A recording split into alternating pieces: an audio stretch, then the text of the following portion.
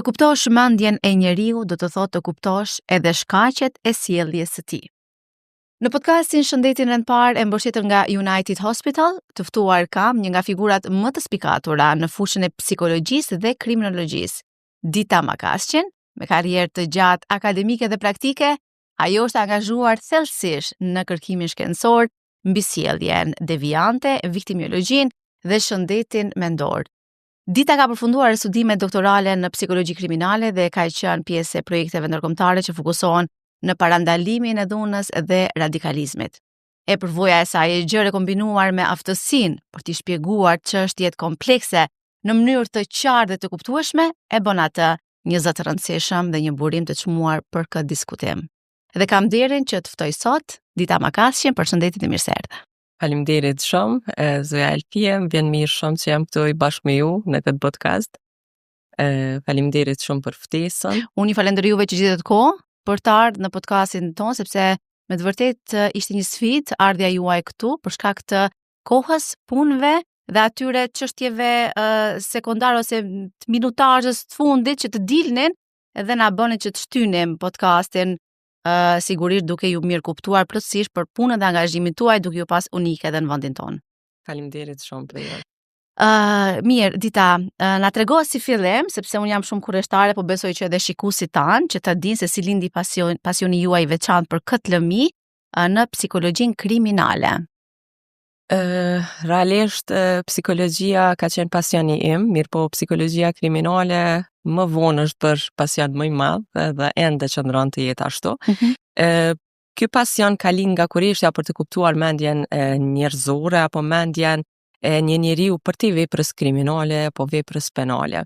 Çdo njeri mund të jetë pjesë e ndonjë krimi, mund të jetë pjesë e ndonjë vepre kriminale, mirë po çka fshihet në mendjen e tij në prapavi, çka e ka shtyr atë për të bërë një kriminal, a ka qenë kjo vetëm një shkelje e një ligji, apo ka qenë pasojë e traumave të tij, stigmave të ndryshme, apo ndoshta edhe një qëllimi të caktuar, apo qëllime të caktuar mund të themi në disa raste. Okay. Ti generalizoj. Jo, absolutisht jo. Dhe ka interesuar se çka ndodh në mendjen e tij, cilat janë ato rrethona sociale, gjendja e tij emocionale, derisa ka ardhur tek momenti kur ai e ka kryer apo ajo një vepër kriminale.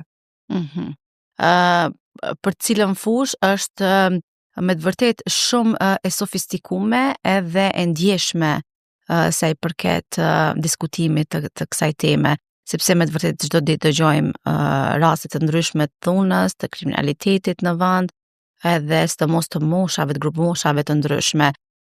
Si është për një grua të merret me këtë fushë?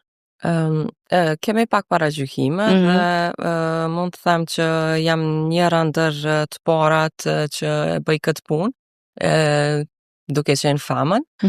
Mirë po mendoj që analiza e një famne është gjithmonë shumë e vlefshme në këtë fushë, sepse ne famnat ndryshe mendojmë, i shohim detajet ose marrim situatën më të ftohtë, po dhe jemi më të qëndrueshme, mendoj se sa mashkujt edhe jemi më analitik. I shohim detajet të cilat mashkujt ndoshta nuk do t'i shohin. Jemi emocionale.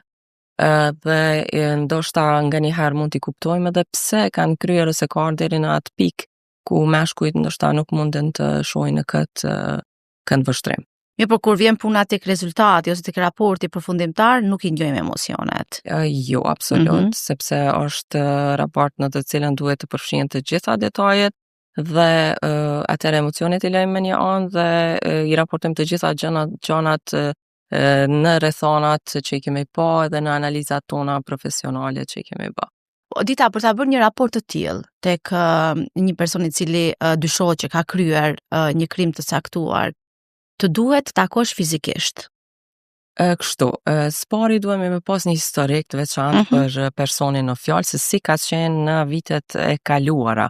Domethënë historiku i tij, gjendja e tij ekonomike, sociale, familjare, pastaj kushtet, si që ka ardhur deri në këtë fazë, pastaj gjendja e tij emocionale dhe psikologjike, dhe normal që vlerësimi kryesor bëhet në momentin kur bëhet takimi me personin, sepse aty mund të nxjerrim përmes intervistës një vlerësim e cila na tregon neve nëse ka person një shëgullim mentor. Pra këtu doja të dilja tek takimi juaj fizik mes palës që pretendohet ose dyshohet, sepse ne nuk mund ta dimë deri në verdiktin final gjykatës, nëse me të vërtet është ai ose ajo domethënë që ka kryer atë krim, si është të takohesh me të dyshuarin për krim? Një psikologe kriminologjike. Fillimisht ishta me cekta se në Republikën e Kosovës nuk aplikohet kjo metodë, domethënë na nuk qasemi me personat të cilët kryejnë krim. Në momentin kur realizohen hetimet, ato bëjnë institucionet. Po nga cili moment e bëni takimin e parë me ta? E bën policia, pastaj prokuroria dhe gjykata, ndërsa më vonë merret një ekspertizë nga psikologët forenzik të cilët quhen dhe psikiatrat forenzik, ku bëhen raportimet dhe ekspertizat të tyre në fazën e gjykatës, domethënë, dhe shumë kishte qenë mirë nëse do të kishte edhe psikolog në fazën paraprake, kur ata fillojnë intervistimin në polici, dhe pastaj vazhdojnë në prokurori, domethënë këto institucionet nëse do të kishin nga një psikolog të kësaj fushë dhe të merren këto analiza aty që në dosjen e tyre të bashkangjitet edhe vlerësimi i tyre paraprak që është marrë në momentin unë e quaj momenti i duhur, sepse është si ndihma e shpejtë që jepet momentin e parë dhe ndihma psikologjike e shpejtë emergjente duhet të jepet në fazën e parë kur merret i dyshuari. Domethënë, takimi juaj është pas. Po, deshta tash më kthye aty se në përshtetje sepse mu pikërisht kjo përgjigje po më duhet ta di saktësisht. Të cilën ma bët edhe pyetje dhe kur bëhet takimi me këta persona normal që ti ballafaqohesh me një njeri i cili ka kryer një krim, ke prej atyre që janë të vetëdijshëm për atë që kanë bërë, ke prej atyre që janë të pavetëdijshëm. Këta ndahen përmes shëndetit të tyre mendor. Nëse personi ka çrregullime mendore serioze që janë sikur shizofrenia, ata munden ato vepra me i kry në afekt, edhe normal që pastaj ligje parashen ndryshe ti dënoj ata persona dhe ti dërgojnë në rehabilitim në qendrat e institutit të forenzikës. Ndërsa personat të cilët nuk kanë çrregullime mendore mund të kenë trauma të ndryshme, domethënë mund ta kryejnë atë krim në pasojë të atyre traumave apo ndonjë afekti që e kanë pas në moment. Zakonisht kemi të bëjmë me persona të cilët kanë çrregullime të personalitetit, të cilët dallojnë prej çrregullimeve mendore dhe këto klasifikohen si çrregullime të personalitetit antisocial. Po të njëjtit këta persona edhe gjatë viteve, domethënë shkollore apo gjatë jetës të tyre kanë elemente të personalitetit antisocial, kanë elemente të psikopatisë dhe sociopatisë. Mirë po është me rëndësi normal intervenimi në ato musha për mos me ardhur deri te ai moment. Mirë po, kur kemi të bëjmë me këta persona, atëherë mundet të bëhen vlerësime të ndryshme, intervista dhe teste të cilat e mosin se personi a ka ndonjë çrregullim apo jo. Edhe të bëhet një intervistim i lirë me ata, ku ata mund të shprehin dhe mund të tregojnë se çfarë ka ndodhur në mendjen e tyre përgjatë e kanë kryer krimin dhe çfarë mendojnë tani. E qartë. Mirë, cilat kanë qenë sfidat më të mëdha gjatë punës suaj në terren apo në kërkimet e tua shkencore?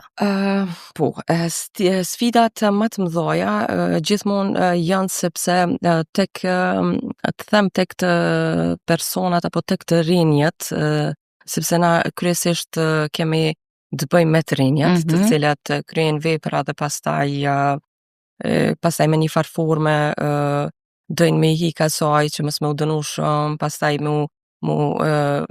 pas dënimit të tyre mu risocializu e tjera. Po mendoj sfida kryesore për mua është mosbesimi i tyre në institucione. Se sa do të mund të, domethënë, të bëhet një proces i mirë i vlerësimit se si ata e kanë kry, sepse gjithmonë në institucione ka paragjykime, ka jo kuptueshmëri të plotë ndaj personave të cilat kryejnë krim dhe sepse të është gjë normale ose logjika aty çon se Nëse, nuk jam, domethënë, ajo që mos t'i risocializojmë, të risocializohen, mirë po të ne ekzistojnë paragjykimet që nëse ka kryer një, mund ta bëjë të dytën, ë? Ajo është kriminal, sipas të na qysh se nuk dua të shprehem keq në atë zhargonin ton. Ashtu e quajmë dhe shkojmë atë metodën me njerëz në dëshkim. Domethënë nuk bëjmë asgjë për nëse nuk e dëshkon drejtësia, dëshkon populli. Populli dëshkon, ashtu është, edhe formohen normal ato stigma. Mungesa e dhonave të sakta tek ne, domethënë edhe programeve të qëndrueshme parandaluese, është kogja sfiduese për ne, sepse programet e veçanta të cilat ndihmojnë për parandalimin e këtyre fenomeneve, për mu si profesioniste është shumë më rëndësi se sa me ndëshku një person në mënyrë të vrashtë.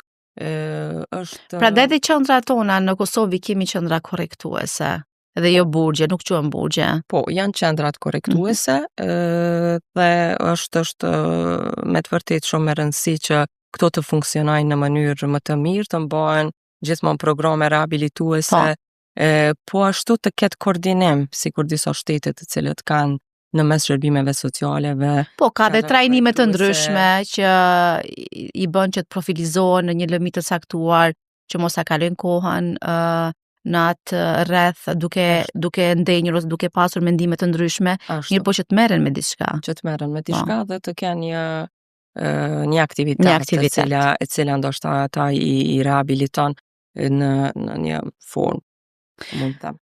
Dita, sa e ndërgjegjshme është shoqëria jonë shqiptare për rëndësinë e shëndetit mendor sot? Po, në aspektin e ndërgjegjësimit, ndërgjegjësimi është rritur. Mirë po, unë ende shoh atë si sipërfaqësor, nuk është në atë nivel që duhet të jetë. Edhe tek të rinjët ende vazhdon ajo frika për mos me qenë të etiketuar, për mos me qenë të trajtuar sikur një fëmijë problematik. Sepse shkollat, hapësirat kur ata e kalojnë një kohë të gjatë, nuk ju jep atë ndjesi që ata nëse do të jenë për shembull nga natyra të gjallë ose hiperaktiv ose temperament, që ata të konsiderohen njëjtë dhe të barabartë me të tjerët. Për këtë është shumë e rëndësishme në shkollat tona të ketë psikolog, të ketë programe rehabilituese edhe brenda shkollës për këta studentë, të cilët neve na jepen mesazh që mund të jenë në të ardhmen persona problematik. Inxhinier të mirë, arkitekt të mirë, doktor të mirë. Ashtu, ata duhet domethënë të punohet me ata dhe të inkurajohen për të vazhduar në drejtime të ndryshme dhe t'i largohen ndoshta presionit social që e kanë, neglizhencës familjare të cilën e kanë. Domethënë shkollat të na nuk duhen të jenë vetëm qendra arsimore, mirë po duhen të jenë edhe mbështetje emocionale për këta. Pra kjo ishte edhe ajo që thash pak më parë. Ne kemi këtë stigmën ose paragjykimin, në momentin që ka bërë një vepër, ne themi po, mund ta bëj edhe dytën. Domethënë ne kemi këtë dyshimin, këtë mosbesimin ndaj një personi dhe nuk mund ta akseptojmë që ai në një të ardhme mund të bëhet një njeri i shkolluar, një familjar i mirë, një person shumë human, i cili mund të ndihmojë edhe rrethet, ose nuk e di, domethënë janë çështje që ndër vite edhe na kanë bërë që ndoshta të rinjt në moshën e tyre si rini kanë bërë disa vepra me të cilat ne kemi paragjykuar, mirë po në një 10 vjeçar ata janë kthyer në një pikë që ne as nuk e kemi menduar që do të kthehen. Dhe kjo është shumë mirë që ne të besojmë që një person ka vlera dhe mund të risocializohet. Ashtu, çdo kush, unë them nganjëherë që edhe një person që ka kryer një krim, është kriminal, ka vuajtur dënimin, mund të jetë një person funksional edhe efektiv për shoqërinë në të ardhmen, nëse do të punohet me të përgjatë procesit që është duke vuajtur dënimin, e lemo për të rinjët të cilat janë në fazën e rritjes dhe ne mund të kemi ndërhyrje të ndryshme. Në Kosovë kemi me qendra psikolog dhe psikolog shkollor dhe psikolog klinik të cilët janë adekuat për këtë punë dhe po mendoj që për këta të rinjë të cilët kanë potencial për të kryer vepra, nganjëherë paraqesin sjellje devijante, është mirë të bëhen programe rehabilituese derisa nuk vjen te ajo më e keqja Mirë po kjo duhet të bëhet normal në bashkëpunim me familjet. Familjet duhet të kenë një dialog shumë të mirë me fëmijët e tyre dhe mos t'i lejnë ata në botën e tyre sikur se ç'po ndodh në ditët e sodit, sepse fëmijët dhe të rinjat po janë të preokupuar tepër me telefona, me çështje, me çështje të parëndësishme, me çështje të kota, me aplikacione të cilat ndoshta po i shtyn ata që t'i modelojnë këtë sjellje devijante, po bëhet një krahasim social ku ata vetvetivo e ndjejnë veten që duhet të jenë sikur ata të tjerët, ose nganjëherë edhe ajo mendësi që ti përkas edhe unë këtij grupi, e çan një të ri që të filloj të përdor substanca, t'ju përshtatet atij grupi social. Kam përshtypjen dita që duhet t'i edukojmë ndoshta prindrit në radh parë. Definitivisht. Edhe pastaj shkojmë tek fëmijët dhe tek të rinjt. Definitivisht. Sepse unë personalisht kam hasur tek prindër që jo, ajo lojë nuk është e rrezikshme për një lojë të saktuar, me të cilën unë kam lexuar dhe kam ardhur në atë konkluzionin që me të vërtet ajo të fut në ato filtrat e bukura prallore dhe më pastaj të bjen çuditëra që gjatë rrugës as nuk dua t'i përmend në këtë podcast. Ashtu. Po që nuk janë të shëndetshme për shëndetin mendor të jo fëmijëve pas rinive dhe as të, domethënë, moshës tonë që jemi pak si më të pjekur. Dita është faktori kryesor, po du me thonë që faktori kryesor që mundet mi mbrojt edhe që mundet mi rreziku fëmijët e vet është me të vërtet kyçe edhe mungesa e komunikimit apo ai dhuna emocionale e prindërve të cilët po e bëjnë me mos komunikim me fëmijët, po i çon ata që më mbyllën vete edhe me gjetë veten në këto lojra të cilat konsiderohen me të vërtet shumë të rrezikshme për fëmijët dhe të rinjat në ditët e sodit, e ku janë pastaj ajo pjesa e radikalizmit, cyberbullying që quajmë dhunë online dhe këto fenomene të cilat me të vërtet janë shumë dominante në ditët e sotme. Cilat janë shenjat e para të ankthit dhe depresionit që njerëzit shpesh neglizhojnë, mirë po nuk do duhej? Mund të them se izolimi social është njëra prej shajave më e rëndësishme, e cila na çon me pasë një njeri me të vërtetë është ndjen në ankth apo në depresion, irritimi, nervozizmi i vazhdueshëm i një personi, tregon që ka shaja të ankthit, pastaj mos me gjetë kënaqësi për gjërave që ka gjetë më herët, ajo lodhje kronike edhe dëshira e vazhdueshme për me flajt edhe më u largu prej rrithit që e ka, na çon me mendu që ajo është në një fazë kalimtare dhe ka nevojë për ndihmë. Këto mund të themi që janë ato elementet që fillestare, po. Pa qenë psikolog, vetëm si familjar, si shoqëri, kështu.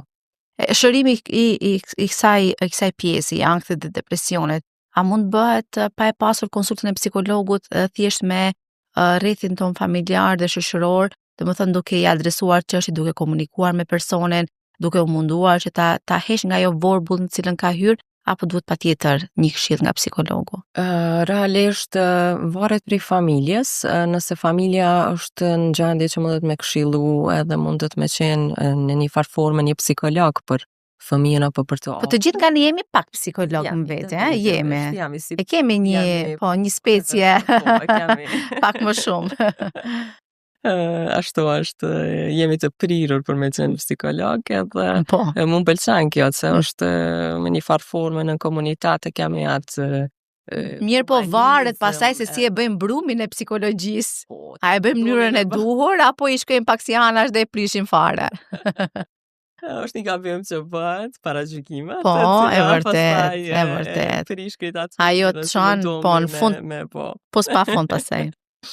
Po, mirë po, është e domosdoshme që të bëhet një konsul me një psikolog, me një psikiatër, varësisht se në çfarë gjendje është personi.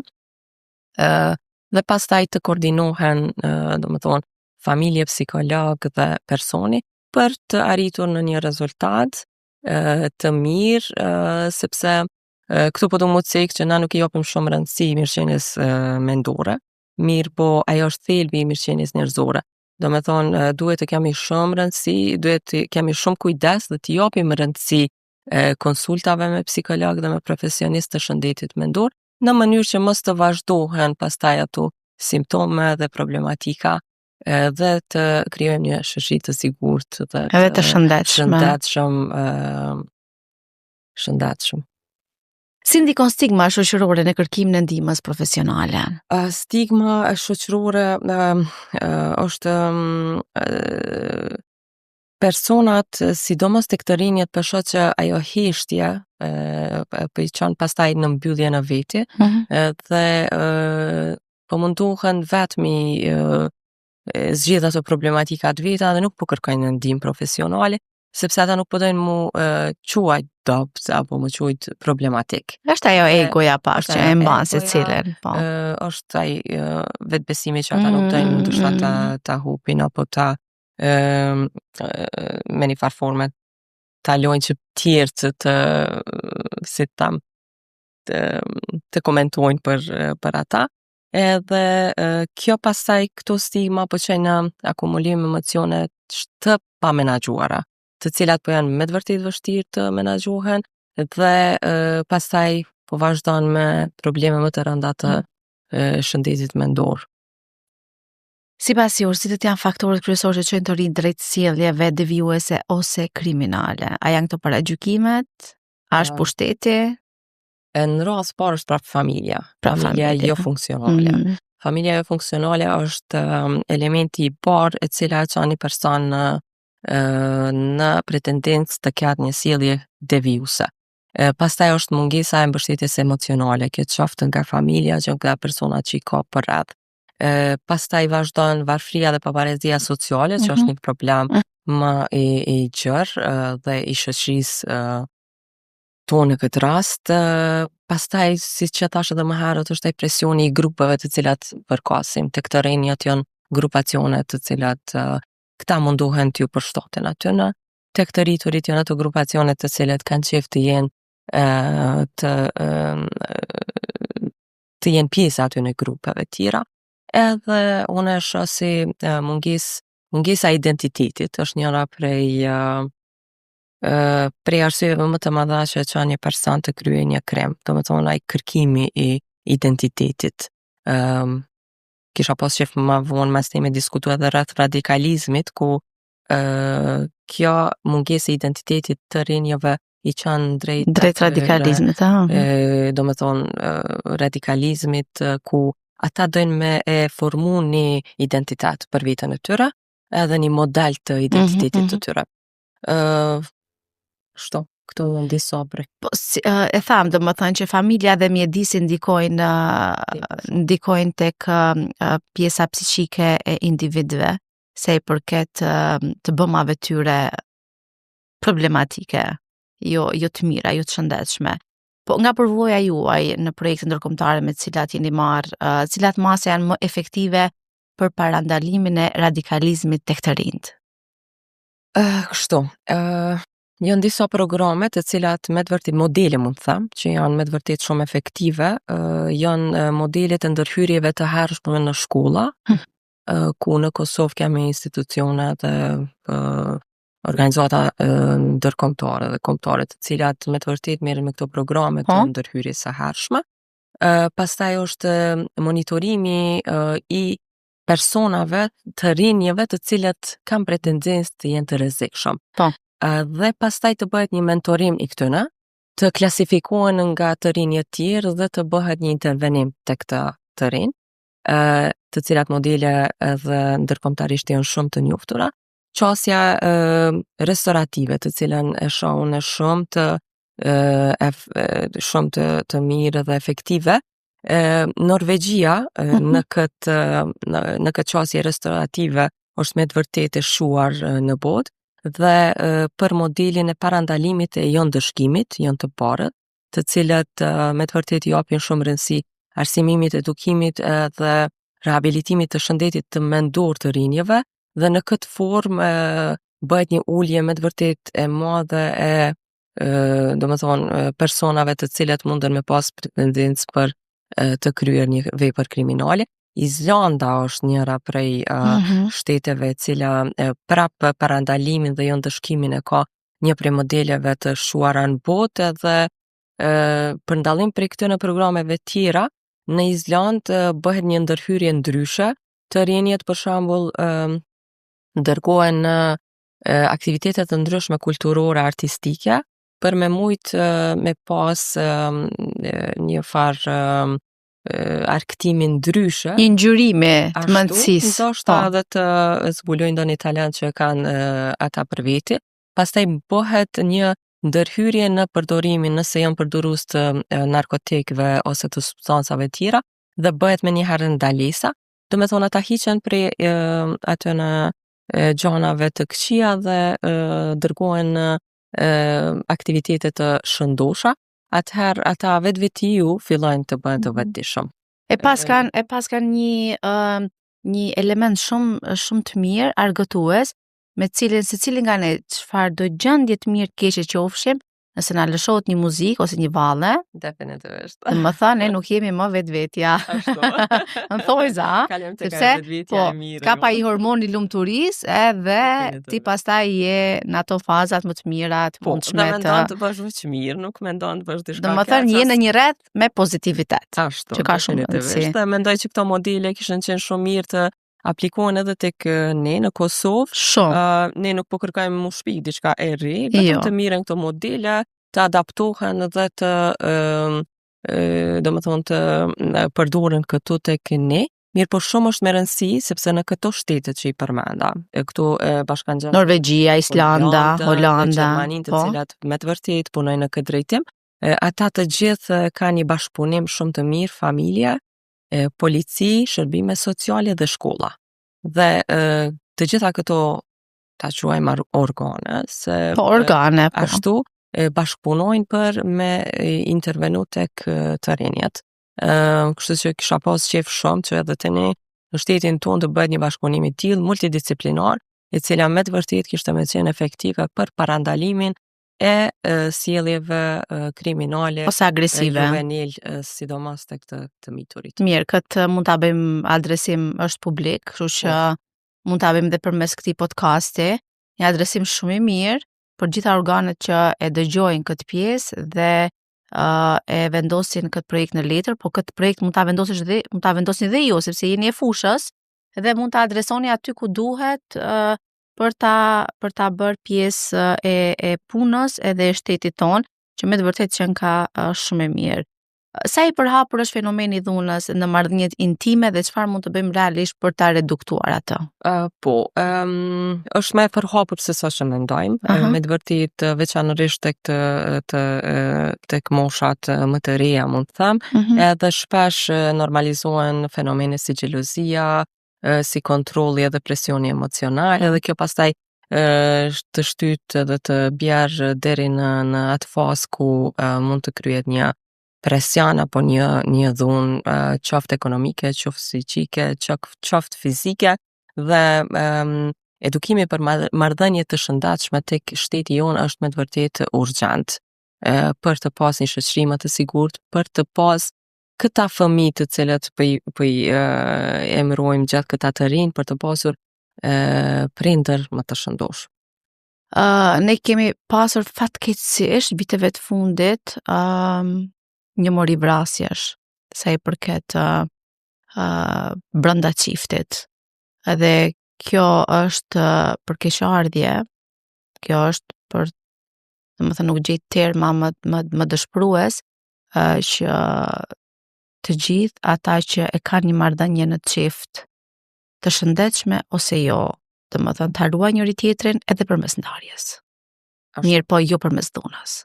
Ashtu është. Sepse ti e ruan tjetrin nëse e ke dashur apo nëse e don, edhe nëse largohesh nga ai ose nga ajo, po jo për ta dhunuar fizikisht apo psiqikisht.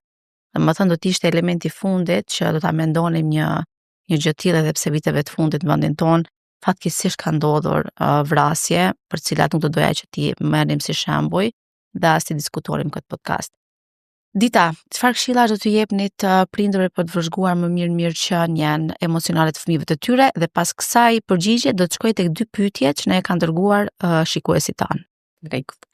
Këshillat ime për prindërit kishte me qenë që s'parin parim të dëgjojnë fëmijët tonë pa gjykuar, të jemi në dialog me ta gjatë gjithë kohës, edhe nëse ata nuk dojnë që të na tregojnë, të na rrëfejnë rreth ngjarjeve që kanë ndodhur në jetën e tij, ne të jemi ata të cilët i inicojmë këto gjëra. Mos t'i minimizojnë emocionet e fëmijëve asesi, domethënë çdo emocion, çdo mendim i tyre të jetë i rëndësishëm për prindërit dhe të thellohen, të kuptojnë se prej ku buron, pse janë në këtë gjendje emocionale dhe a kanë nevojë për ndihmë, të vëzhgohen ndryshimet e sjelljeve. Ky është fokusi, domethënë ku prindërit duhet të përqendrohen, sepse çdo ndryshim neve na jap një mesazh.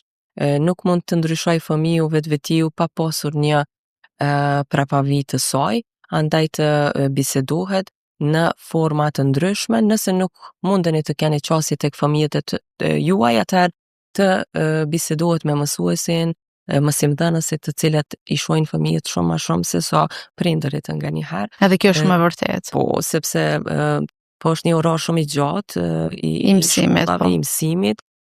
Tash po du më kthye ajo që edhe nëpër kopshte, nëpër domethënë institucione parashkollore, fëmijët po qëndrojnë një kohë shumë të gjatë. Shumë të gjatë. Femra si femër, gruaja si gru, ka nevojë të punoj dhe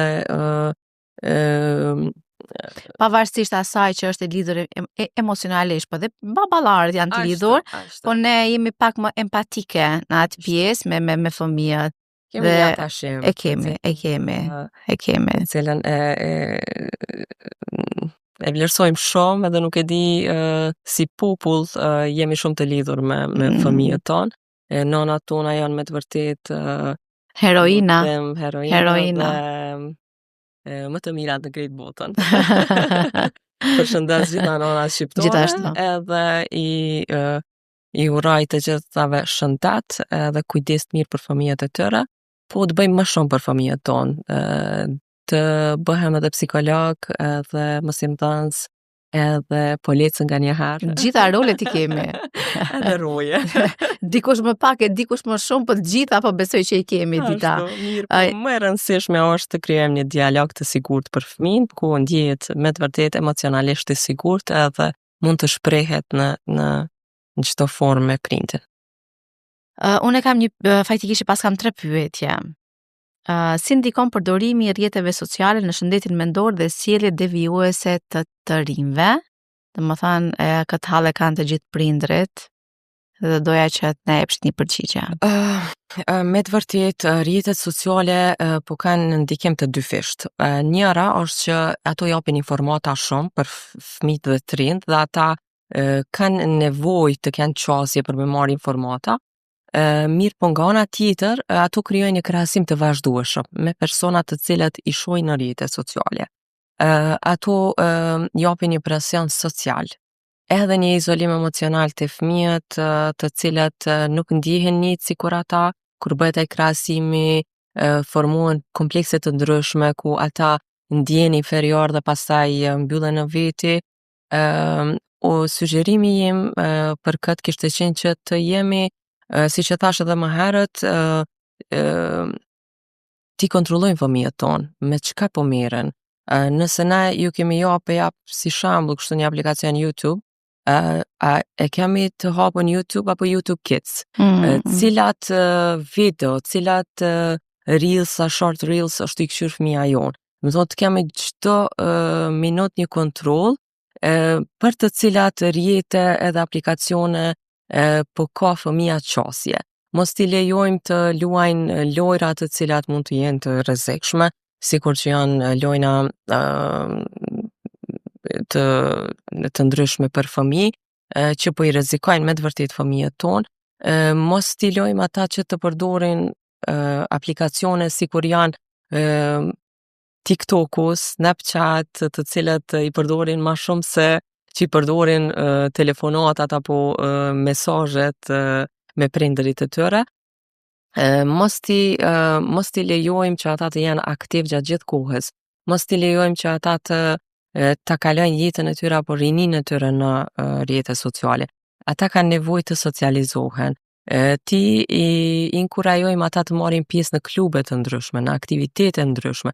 Ndoshta ndonjë kurs, ndoshta ndonjë sport, ndoshta ndonjë nëse ka interesim për art dhe muzikë, ndoshta ndonjë event kulturor që mbahet, ndonjë teatër, ndonjë kinema, ndonjë film, ndonjë event muzikor, ti inkurajojmë ata, ndoshta nëse është nevoja ti marrim bashkë ata të shkojmë të ndajmë kohë për fëmijët tonë, sepse mos të harrojmë që përderisa fëmijët po janë të preokupuar me telefon dhe nënat po janë të preokupuar me telefon, sepse fëmia e bën sjelljen të cilën e modelon.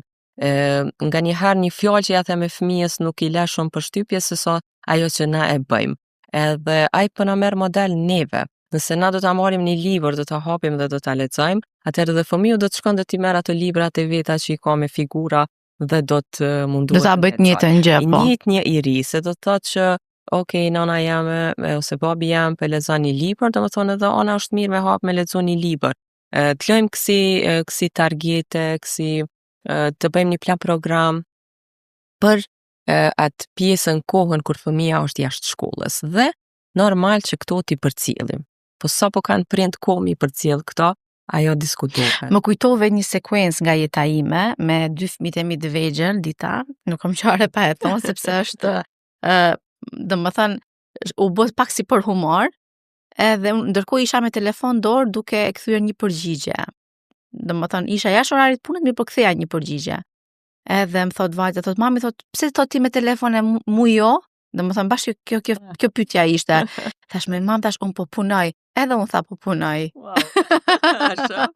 Domethënë, nëse unë punoj me telefon dhe ajo do është model, pra shumë mirë e thatë, edhe pikërisht me këtë shembull ma rikujtove atë sekuencën time me vajzën. Mirë, pyetja e dytë është, a mund të identifikohen herët të rinjt në rrezik për sjellje kriminale? Po. Edhe kjo është thelbësore sepse shenja si probleme të vazhdueshme që kanë për shembull në shkollë, impulsivitet të ndryshëm me bashkëmoshatar, mungesa e empatisë që është diçka kritike dhe duhet të merret parasysh, historia dhune ndaj bashkëmoshatarëve të vet. Dhe neglizhenca familjare janë shenja të cilat neve na çojnë deri tek zbulimi i personave të cilët mund të jenë të rrezikshëm, të cilët mund të kenë sjellje destruktive, edhe të cilët mund të jenë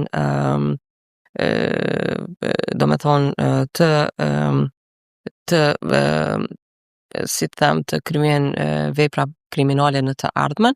Për atë ndërhyrja e hershme mund të jetë me të vërtetë shumë e rëndësishme për të mund t'ia ndryshojmë jetën e një të riu në të ardhmen.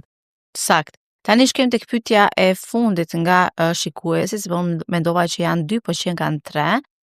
Cili është roli i shkollës në parandalimin e kriminalitetit juvenil? Këtë e cekëm edhe pak më herët, mirë po nëse don që ta zgjerojmë në rregull. Po, roli i shkollës është që të ketë programe të ndërhyrjes, pra po e them se hershme në shkolla, të ketë vetëdijsim të plot tek mësimdhënësit për këta persona të cilët paraqisin rrezik, dhe të këta fëmijë të trajtohen në mënyrë të veçantë, mirë po ju para të tjerëve, për të mos e kthyer këtë në një izolim social, po të munduhemi të ndihmojmë ata që ata të shprehin veten, ndoshta të shprehin ato gjëra që ato mendime të cilat i kanë në veten e tyre për të kryer një sjellje devijante, dhe ndoshta ka dalë me këto metoda të ndryshme të cilat janë edhe në psikologji, të bëhet një ndërhyrje tek sjelljet e këtyre fëmijëve. Sepse mos të harrojmë, ndirsa këtu më kthy te miti më i madh që është për psikologjinë kriminale, se kriminalet linden, nuk bëhen. Mirë, po kjo nuk është e vërtetë. Po pikërisht to doja të pyesja. Po, kriminalet, më fal që nuk lash në s'ka që. Edhe më mirë që nuk më le. Por në realitet shumicja e sjelljeve devijante fillojnë të krijohen si rezultati faktorëve social, rezultati faktorëve psikologjik dhe aty në mjedisor. Dhe nuk janë gjenetike, por këto janë rezultat i gjithë përmbledhje së këtyre rrethonave të cilat i ka një person në moshën më të re.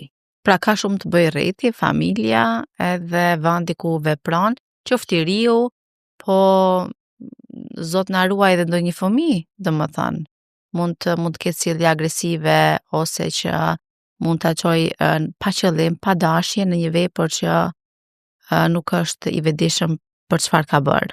Ashtu është, për atë edhe po them monitorimi nga ana prindit ose atyre që kujdesen për fëmijën nëse është në institucionet parashkollore, po për ata që janë po edhe në përshkolla, të jenë shumë të kujdesshëm mësimdhënësit, të kenë monitorim për këta persona dhe këta të rehabilitohen në mënyrë që mos të kenë rrezikshmëri për bashkëmoshëtorët e vet. Sidomos në përshkolla, mendoj që ka, sepse duke qenë dhe vetë që kemi qenë në shkollë fillore dhe në shkollë të mesme, janë këto shtyrjet mes nxënësve, shtyrjet fizike, bullizmi po ashtu, domethënë tek lëndimet fizike, po edhe bullizmi që është lëndim. Ashtu, po bullizmi e çon realisht pastaj tek përdorimi i dhunës, sepse dikur nuk ndalet, bullizojnë për shembull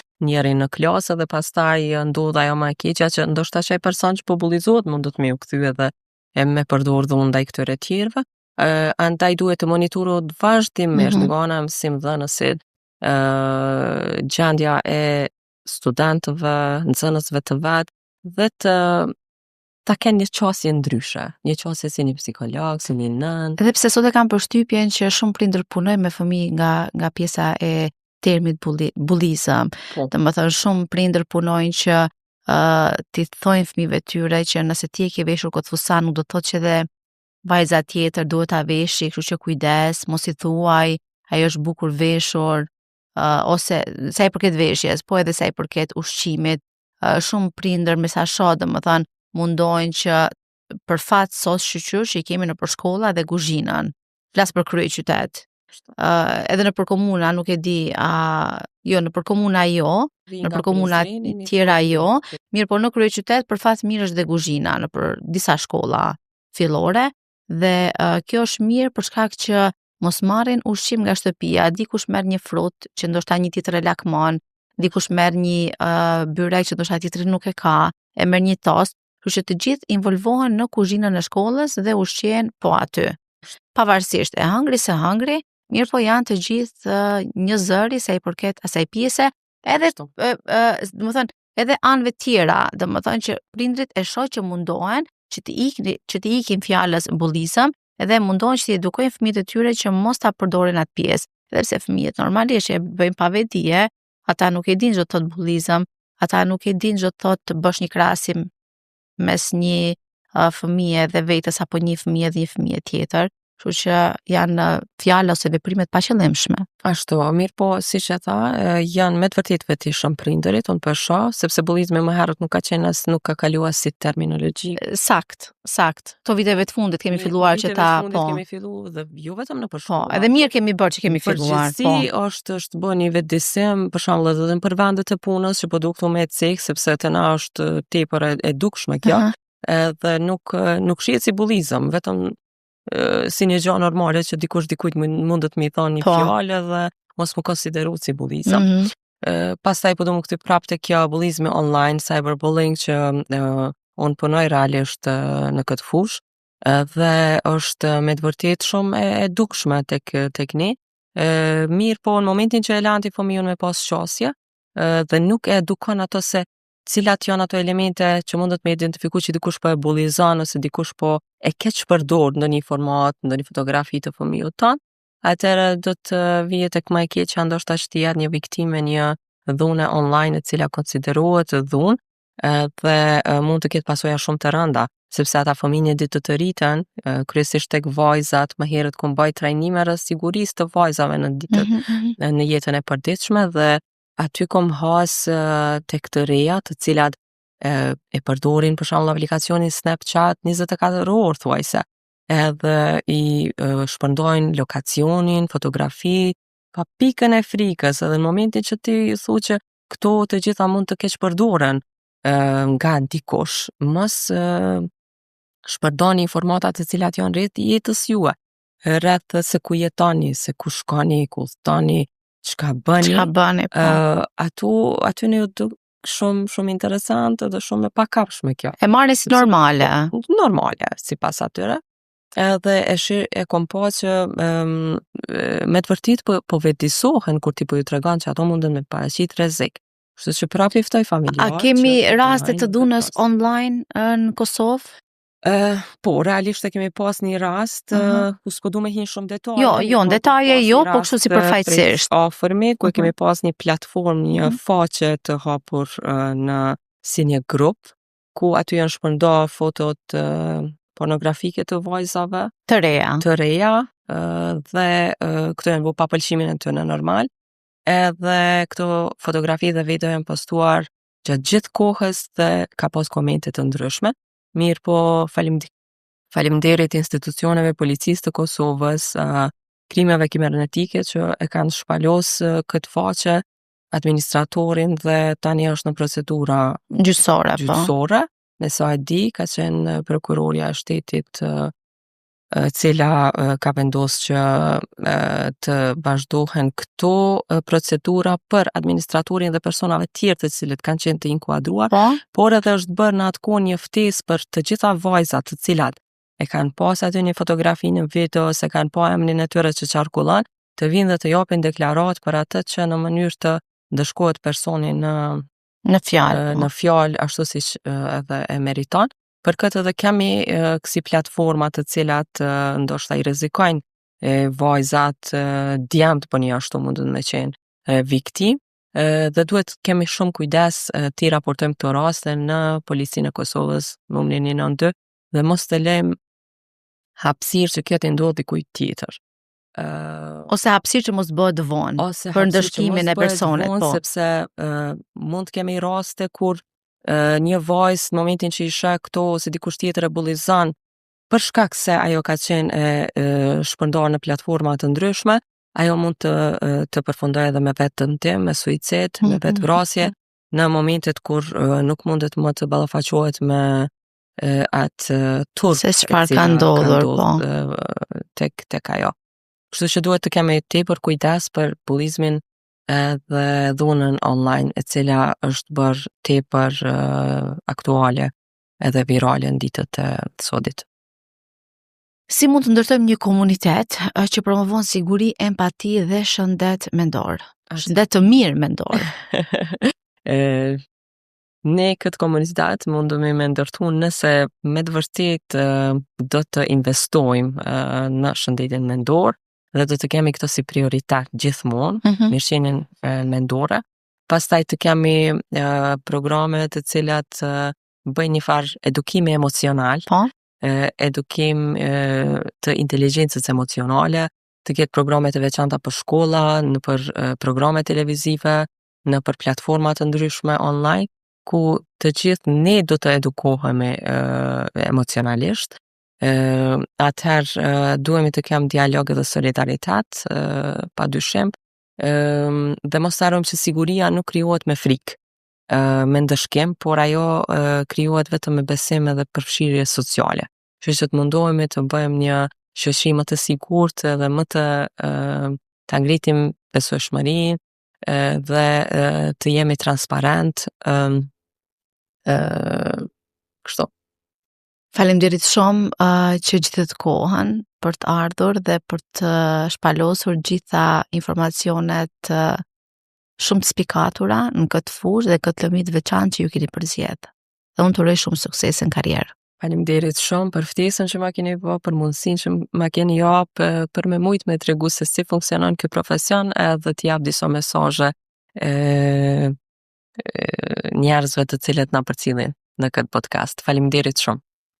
Shikues të nderuar, ishte ky podcast i Shëndetin Rëndpare, mbështetur nga United Hospital, me shpresë që keni mbetur të kënaqur, ku me në studio ishte e ftuara psikologe e kriminologjisë Dita Makasshi.